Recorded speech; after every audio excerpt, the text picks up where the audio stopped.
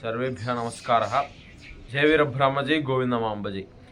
శ్రీమద్విరాట్ పోతులూరి వీరబ్రహ్మేంద్ర స్వామి వారి పాదపద్మములకు నమస్కరించుకుంటూ ఈరోజు మనం తెలుసుకోబోయేటువంటి అంశము పురాణాల గురించి. ఈ కాలంలో ప్రతి ఒక్కరూ ప్రశ్నించే వాళ్ళు ఉంటారు. పురాణాలు ఎన్ని అని మనల్ని అడుగుతూ ఉంటారు.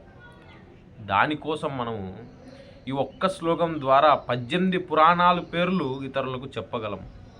ఆ శ్లోకం మధ్వయం బద్వయం చైవ భరత్రయం వచతుష్టయం అనాపలింగ కూస్కాని పురాణాన్ని ప్రచక్ష్యతే. మధ్వయం మత్స్య మార్కండేయ, బద్వయం భవిష్య భాగవతం, భరత్రయం బ్రహ్మాండ బ్రహ్మవైవర్త, వాచతుష్టయం వరాహ వామన విష్ణు వాయుపురాణాలు. ఇంకా మిగిలినది అనాపలింగ కూస్కాని అంటే ఆ అగ్ని నా నారద ప పద్మ ల లింగ కు కూర్మ స్కంద గరుడ పురాణం. ఇంకా ఇవి 18 పురాణాలు. ఇలా మనం ఒకసారి చూసుకుంటే మధ్వయం అంటే మత్స్య మార్కండేయ, ఇక్కడ 2 పురాణాలు. భవిష్య భాగవత మధ్వయం బద్వయంలో 2 పురాణాలు.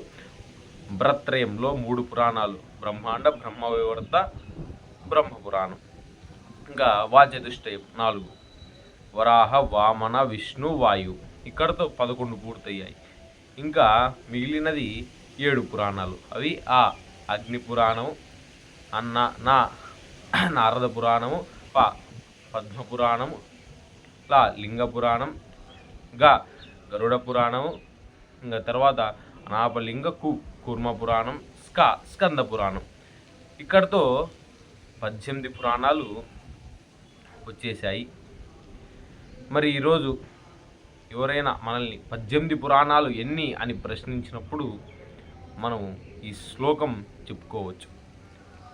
మరి ఈరోజు చెప్పినటువంటి ఈ అంశం ప్రతి ఒక్కరికి అర్థమైందని తెలియజేసుకుంటూ స్వస్తి. శతమానం భవతి శతాయుః పురుషస్య తేంద్రియ ఆయుష్యేవేంద్రియే ప్రతిష్టతి.